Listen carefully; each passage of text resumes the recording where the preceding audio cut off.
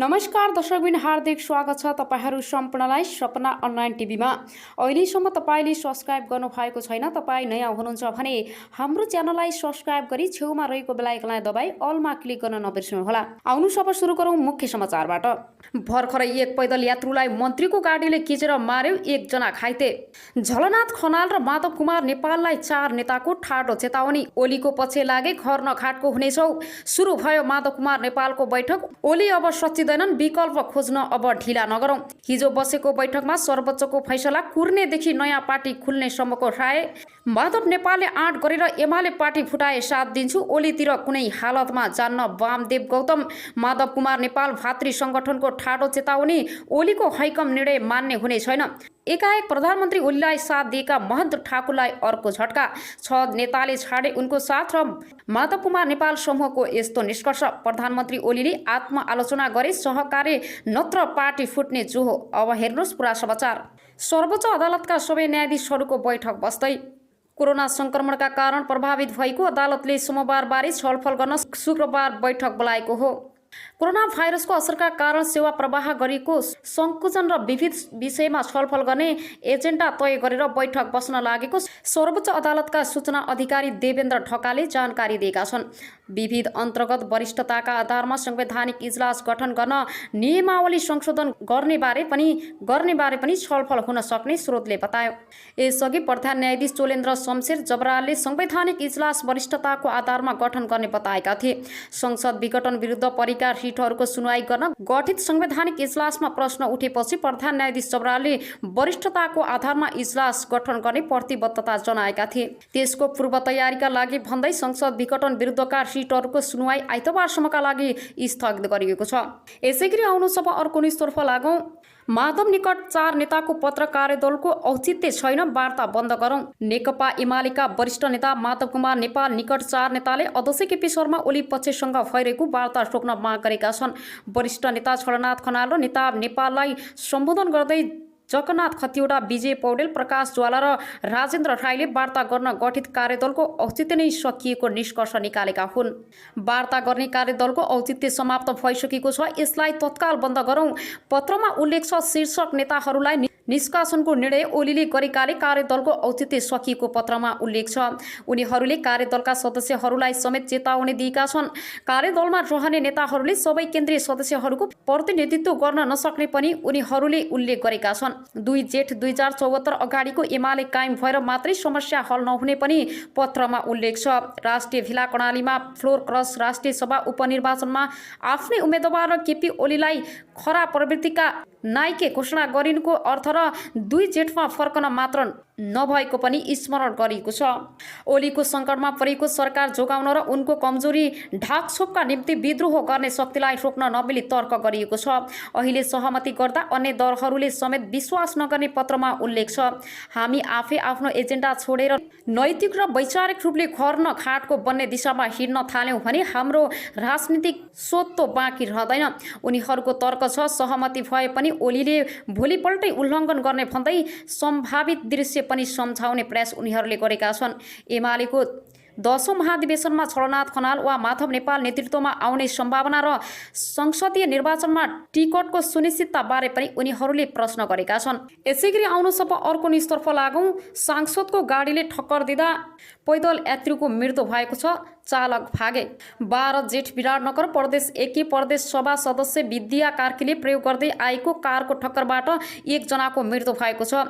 अर्का 1 जना घाइते भएका छन्। काङ्ग्रेस प्रदेश सभा सदस्य कार्कीले प्रयोग गर्दै आएको प्रदेश 312 र 2139 नम्बरको कारले बिहीबार राति करिब 7:30 बजे विराटनगर स्थित एयरपोर्ट रोडमा पैदल यात्रीलाई ठक्कर दिएको थियो। कारको ठक्करबाट पैदल यात्री 29 वर्षीय भारतीय नागरिक मुकेश शर्माको मृत्यु भएको हो। दुर्घटनामा गम्भीर घाइते उनको कोशी अस्पताल पुर्याउने बित्तिकै चिकित्सकले मृत घोषित गरेका थिए। कारको ठक्करबाट मोरङको इटहरी गाउँपालिका 2 का 27 वर्षीय राजकुमार राजवंशी गम्भीर घाइते भएका छन्। उनको नोबेल मेडिकल कलेजमा उपचार भइरहेको छ। मृतक र घाइते विराटनगर 4 स्थित न्यू एभरेस्ट फर्निचरमा उद्योगमा काम गर्थे। प्रदेश सभा सदस्य कार्कीका छोरा रोबिन सिंघतका युवकहरूले कोरोना संक्रमित सङ्क्रमितको शव व्यवस्थापनमा खटिँदा सोही गाडी प्रयोग गर्थे। तर बिहिबार रोबिन सङ्क्रमितको शव व्यवस्थापन गर्न गएनन्। रोबिन नगएपछि श्याम नेपाल सहितका युवाहरू सङ्क्रमितको शव बोक्ने गाडीमै गएका थिए। प्रहरी स्रोतका अनुसार बिहिबार केही साथीसँग रोबिन एक होटलमा पुगेका थिए। होटलबाट निस्कँदा रोबिनसँग अन्य 2 जना कारमा बसेका थिए। तर अनियन्त्रित रूपमा रहेको कारले 2 जनालाई ठक्कर दिएको थियो। गाडीमा अरू 2 जना युवती पनि थिए।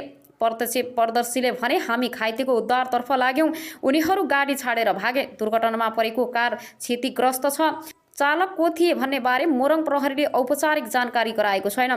तर प्रत्यक्षदर्शीले भने कार विद्याका छोरा रोबिनले नै चलाएको जिकिर गरेका छन्। दुर्घटनापछि फरार चालकको खोजी भइरहेको प्रहरीले बताएको छ। यसैगरी आउनु अब अर्को न्युजतर्फ लागौं। एमाले र माओवादी केन्द्र बीचको एकता दुई वैचारिक पार्टी बीचको होइन, व्यापारिक कम्पनीको जस्तो थियो। कार्यकर्ता विस्तारित बजारमा आफ्नो पसल थाप्न र नाफा कमाउन पाइन्छ कि भनेर अवसर खोज्ने व्यापारी जस्ता भएका थिए। नेपालमा वामपन्थी नामबाट समेत परिचित कम्युनिस्टहरू दार्शनिक, सैद्धान्तिक, वैचारिक र साङ्गठनिक र सांस्कृतिक रूपान्तरण सहित राजनीतिक आन्दोलनमा लाग्छन् भन्ने मान्यता थियो। पछिल्लो पटक कम्युनिस्ट नाफाका पात्रबाट भएका र गराइएका घटना निहाल्दा देश र जनताप्रति अहिले भन्दा भद्दा मजाक यसअघि कमै भएको देखिन्छ। यी पात्रका उचित हिसाब किताब आउँदा दिनमा हुने नै छ र आम नागरिकले गर्ने नै छन्। यस आलेखको मुख्य आशय भने आम जनमानसमा वामपन्थ वा कम्युनिस्टप्रति आशा कायम नै छ भन्ने हो। राष्ट्रिय तथा अन्तर्राष्ट्रिय परिस्थितिले जे जस्तो भए पनि 2042 सालको अल्पमतको कम्युनिस्ट तथा 2064 पछिको माओवादी सरकारले देशभित्र मात्र होइन बाहिरसम्म नेपालमा कम्युनिस्ट शक्तिशाली रहेको सन्देश प्रवाह गरेका थिए। संविधान सभाबाट संविधान जारी गराएपछि 2074 सालमा भएको स्थानीय चुनावमा नेकपा एमाले र नेकपा माओवादीले एकले अर्कालाई यसरी निषेधाज्ञा गरेका थिए। यिनीहरू कहिले मिल्न र सहकारी गर्न सक्दैनन् भन्ने लागेको थियो। यस क्रममा यी 2 दलले आफूले जित्ने काम काङ्ग्रेसले जित्दा पनि आफैले जिते झैँ गरेका थिए। माओवादी केन्द्रले मक्सिरमा हुने आम चुनावमा नेपाली काङ्ग्रेससँग तालमेल गर्ने प्रस्ताव नै गर्यो। तर माओवादी केन्द्रभित्र त्यो प्रस्तावको विरोध भयो, जसले गर्दा काङ्ग्रेससँग चुनावी तालमेल सम्भव भएन। बरु राष्ट्रिय स्वाधीनता, समृद्धि र विकासका लागि कम्युनिस्ट पार्टीबीच तालमेल गर्नुपर्छ भन्ने मत हाबी भयो। अर्कातिर एमाले ठुलो पार्टी हुने तर बहुमत नपुग्ने कारण सत्ता प्राप्त नहुने स्थिति र माओवादी केन्द्र सानो आकारमा खुन्चिने गरी राष्ट्रिय राजनीतिमा कमजोर भूमिका रहने आकलन गर्दै दुवैको सिंह दरबार यात्रा असम्भव हुने मनोदशाका कारण यी 2 दलबीच चुनावी तालमेल अनिवार्य हुन पुगेको थियो। वामदेव गौतमलाई एमालेकै नेताहरू माओवादी भन्ने गर्थे। उता माओवादी केन्द्रभित्र नेता नारायण काजी श्रेष्ठलाई एमाले भनेर आरोप लगाइन्थ्यो, किनकि वामपन्थी बीच चुनावी तालमेल गर्नुपर्छ भन्नेमा जोड दिने यिनै 2 नेता थिए। नभन्दै के स्वार्थ मिले छापामार शैलीमा एमाले माओवादी केन्द्रबीच पार्टी एकताकै प्रस्ताव गरियो। तर यो कुरा दुवै पार्टीमा सीमित नेताहरू बाहेक अरूले सुईको सम्म पाएनन्। संस्थागत रूपमा छलफलै भएन। एमालेका अध्यक्ष केपी शर्मा ओली र माओवादी केन्द्रका अध्यक्ष प्रचण्डका विश्वास पात्र 1-2 नेता बीचको छलफलबाट आएको निष्कर्षका आधारमा 2074 भदौमा अकस्मात 2 पार्टीबीच एकता गर्ने सहमति भएको खबर सार्वजनिक भयो। एमालेमा माधव नेपाल पक्षलाई यसबारे पूर्व जानकारी नै थिएन। माओवादी केन्द्रमा पनि कुनै छलफल भएको थिएन। एकताको कुराले तरङ्ग ल्यायो। चुनावबाट एउटै नीति, कार्यक्रम र घोषणापत्र लिएर जाने निर्णय भयो। चुनावको टिकट वितरण गर्दा एमालेका अध्यक्ष ओली र माओवादी केन्द्रका अध्यक्ष प्रचण्डले मिलोमतो गरी आफ्ना गुटका मान्छेलाई दिएको देखिन्थ्यो। माधव नेपाल पछिका व्यक्तिले चुनावको टिकट नै पाउने ठाउँमा पनि एकतामा नाम माओवादी केन्द्रका अर्थात् प्रचण्डका मान्छेलाई टिकट दियो। 2 पार्टीको नेताको तौर तरिका एउटै थियो। पार्टीका संस्थागत छलफल नगर्ने, पार्टी एकताको जस्तो महत्त्वपूर्ण कुरामा अपनाइने मार्ग, सिद्धान्त, विचार, साङ्गठनिक तथा सांस्कृतिक पक्षमा कुनै बहसै नगरी कार्यकर्तामा आँखामा छारो हाल्न र जनतालाई देखाउन एक थान चुनावी घोषणापत्र लेखियो। आज त्यो घोषणापत्र बेबारिसे बनाइएको छ। त्यही आधारमा चुनावी तालमेल पछि भागबण्ड गरिएको थियो। निर्वाचनको परिणाम पश्चाताप सरकार बनायो र त्यसपछि पार्टी एकीकरण नै गरियो अनि झण्डै 2/3 मतको कम्युनिस्ट सरकार बन्यो। यो एकता केका लागि, कसका लागि, सिद्धान्त, विचार के, सङ्गठन कस्तो हुने, जनताको अपेक्षा कसरी सम्बोधन गर्ने, यस्ता प्रश्न गर्न कोही तयार भएनन्। हिजो छुट्टै पार्टी हुँदा के कुरामा भिन्नता थियो, आज एकता गर्दा के मिल्यो, कसैलाई चासो भएन। दुवै पार्टीका नेता कार्यकर्ता चुनावको टिकट हत्याउन र पार्टी कमिटीमा आफ्नो स्थान सुरक्षित गर्नमै व्यस्त रहे।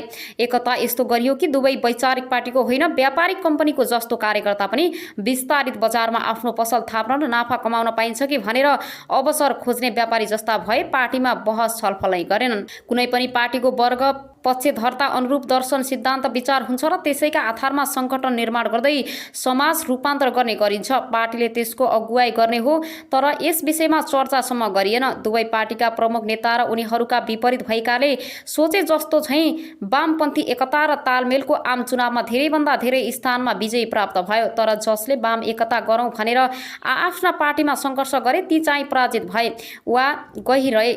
2074 जेठ 3 गते राष्ट्रिय सभागृहमा भव्य समारोह आयोजना गरी दुवै दलका अध्यक्षले पार्टी एकता घोषणा गरेर दर्शन सिद्धान्त र विचार चल्दै नचाहिने गफ हाँके अनि आफूहरूलाई एउटै विमानका दुई पाइलटको उपमा दिए। नीति विधि सिद्धान्त र विचार सबैलाई तिलाञ्जली दिँदै दुई नेता मिलेर आफ्नो हितमा सङ्गठनको भागबण्डा गरे। त्यसो गर्दा बिचौलिया माफिया तस्कर र डनहरू खुसी भए। सिङ्गै मुलुक आफ्नो कब्जामा आए जस्तो भयो। उनीहरूलाई यति हुँदाहुँदै पनि सामान्य जनतामा आशा पलायो। अब मुलुकमा राजनीतिक स्थिरता कायम हुन्छ, आफ्नो जीवनस्तरमा सुधार आउँछ। त्यही विश्वासले उनीहरू दुई कम्युनिस्ट पार्टीको एकतामा खुसी नै भए। तर त्यो खुसी धेरै दिन टिक्न पाएन। झन्डै 2/3 मतको कम्युनिस्ट सरकार त बन्यो, तर जनताका पक्षमा सामान्य सुधारका काम समेत गर्न नचाहेको जस्तो देखिन गयो। बिस्तारै नेताका निजी स्वार्थ बाँचिन थाले अनि एकले अर्कोलाई कसरी सिद्धाउन सकिन्छ भन्नेमा दुई दलका नेताकर्ता केन्द्रित हुन थाले। दुई नेताले अँध्यारो कोठामा बसेर आधा समय सरकार सञ्चालन गर्ने लिखित सहमति गरेको, तर यो एक पक्षले कार्यान्वयन गर्न नमानेको कुरा बाहिर आयो। त्यसपछि लाखौं सदस्य भएका दुई अलग अलग अवधारणा बोकेका पार्टीबीच किन एकता भएको रहेछ भन्ने कुरा सबैलाई प्रश्न भयो। यसैगरी फेरि पनि तपाईँहरूको माझमा नयाँ न्युजहरू ल्याएर उपस्थित हुने नै छु। सपना अनलाइन टिभीलाई लाइक, कमेन्ट, शेयर, सब्सक्राइब गरी साथै छेउमा रहेको बेल आइकनलाई दबाई अलमा क्लिक गर्न नबिर्सनुहोला भन्दै अहिलेलाई भने तपाईँहरूको माझबाट बिदा हुन चाहन्छु। हस्त नमस्ते।